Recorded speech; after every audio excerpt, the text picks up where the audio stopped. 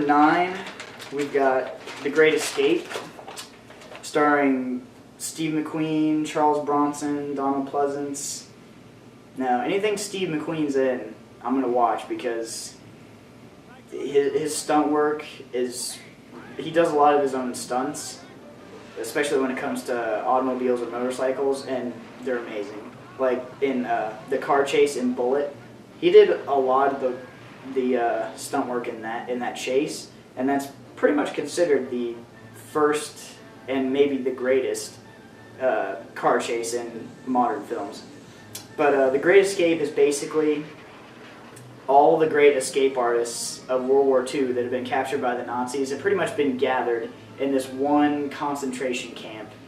And they screwed up here because they thought if they got all the people that are the great escape artists and locked them down as tight as they could in this one concentration camp, then they would prevent further escapes at other lesser secure prisons. Well, just from the get-go, pretty much the whole group just tries to escape daily. And they end up coming up with this elaborate plan where they're going to dig tunnels all the way under the compound and out into the forest. And this goes on for months. It takes months to dig this out. And they have a sneaky way of disposing of the dirt. If you've ever seen Shawshank Redemption, how he disposes of the dirt, they stole that from The Great Escape because it's exactly the same. They basically put it in their pockets and have a mechanism where they pull it up and the dirt falls out of their pants and they kind of just smooth it around with their feet on the ground so it blends in. And they garden also to kind of hide the dirt. And it takes forever just to get the tunnels done. And so when they finally do get the tunnels done, they're starting to escape, but they don't quite make it. I can't remember exactly what happens, but there's someone who goes up. They were short of the woods. They were supposed to dig the tunnel and come out in the woods, and they ended up being 30 feet short of the woods or something, so they're right in the open. And I think one of them goes out when someone is looking, and one of the guards sees him, and so there's still about 100-something people that haven't got out yet. So pretty much the camp goes on lockdown, and the Nazis are out there looking for all these guys, and that's where the Steve McQueen motorcycle chase takes place, which is, it's not quite as good as his car chase in Bullet, but it's up there. It's a great, great chase scene. The movie's about 3 hours long, but it's definitely 3 hours worth watching because it's a really, really good movie. Number 8 is The Shining, starring Jack Nicholson. This is the Stanley Kubrick Shining, not the Stephen King Shining. This one is about a guy who's asked to watch a hotel way up in the mountains over the winter. And basically, he's a writer, and he has a wife and a son. And basically, they get there's a huge blizzard, and they just get snowed in there. And all these strange things start to happen, especially to the little boy, and also to Jack Nicholson's character. He starts to go insane. And the little boy always sees weird things, like dead people walking around, blood coming out of elevators, 2 creepy little girls, just all kinds of weird stuff. He's always seeing that. And you actually come to find out that Jack Nicholson's character was already there. He was already dead, I guess, when he got there. I mean, I don't know. I've seen the movie so many times, but it still takes me a while just to kind of explain exactly. I mean, I don't want to completely ruin it. I mean, I can't. But you have to watch it to really understand exactly how the plot comes together at the end. And number 7, we've got The Goonies. This is like the 80s comedy for me right here. This is The Goonies. And it's directed by Richard Donner and produced by Steven Spielberg. And it's got, I think it had Corey Haim in it. It's the only actor I remember that actually had a good career. It was one of the Coreys. I think it was Corey Haim. And it's basically about these kids that are about to have they all live in a place that they call the Goondocks. And they're kind of the kids that get picked on at school. And they're all friends with each other. They stick together. And basically their houses are going to be torn down by this rich guy who's going to pretty much just plow it all down and build a golf course to connect to their country club. So they end up finding a treasure map to One-Eyed Willie's treasure, which was, I guess, a pirate that was off the coast of Oregon way back in the 1500s or something, and he got caved in, and he was docked in a cave or something, and the British or somebody shot the rocks, and it caved in and trapped him in there, and he died. So his treasure was still in there. So basically, they go on a treasure hunt to find his treasure so they can save their house from being demolished.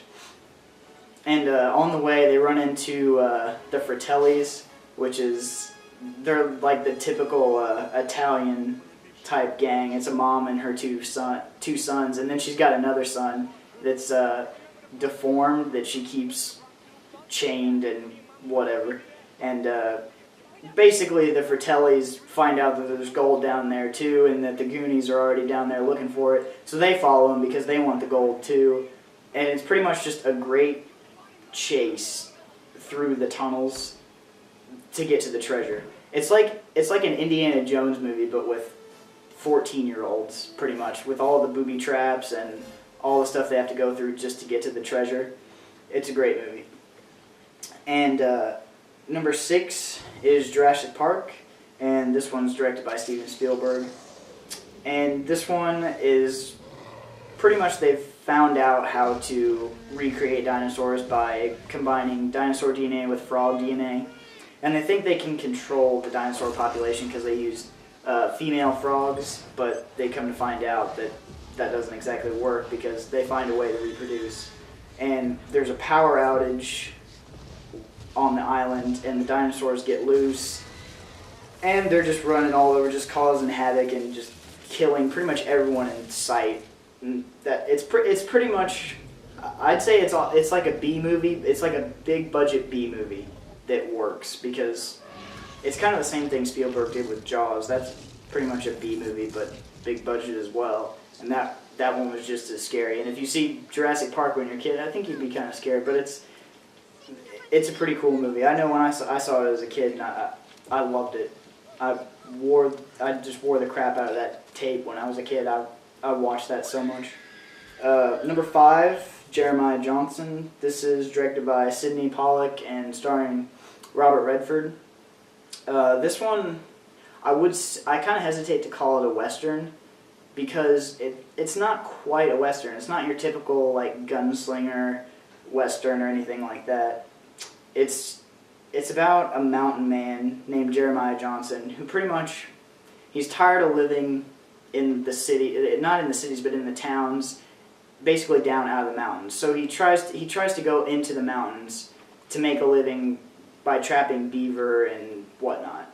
And the atmosphere of the movie is just, a lot of it's really quiet, but I mean, the atmosphere of it is just so good that it really makes you believe that you're in the Rocky Mountains, like actually doing this stuff. It's just a really well done movie. And basically he goes on to become a mountain man, and he ends up kind of inheriting a family of his own because he kind of gets into trouble with the Indians, and he accidentally says something that the chief of the Indians feels like he needs to one-up him, so he gives him his daughter to marry. So there he's got his wife, and before that, there was a murder at some cabin, and this woman just decided to give him his kid to take care of. So he's got his makeshift family, pretty much, of a wife and a kid. So he decides to settle down, make his own house, and pretty much live out the rest of his days with his family up in the mountains. But an army cavalry comes through, and they need to get supplies to, I think it's some kind of convoy that had crashed up in the mountains or something. And they were pretty much starving, and only Jeremiah knew the way through the pass. And they basically go through the pass, but they come to an Indian burial ground, and Jeremiah doesn't want to cross the Indian burial ground because it's sacred ground and whatnot. But they decide to cross it anyway. They get the supplies there, but on the way back through the burial ground, he notices his wife was wearing some kind of beaded necklace or something. He notices that on one of the skeletons in the burial ground. So pretty much he just tears out back to his cabin. And when he gets there, he finds that his son and his wife have been killed. So that pretty much sends him into rampage, and he just kills every Indian. And the Indians pretty much send one of their warriors to fight him, and they just pop out of the bushes. They just come from nowhere, and he pretty much takes them all on and defeats them. It's a really great movie. It has a slow build, but the atmosphere in the first 30 minutes to an hour is really good. The movie starts out slow, but the atmosphere is so good that you really just want to keep watching it.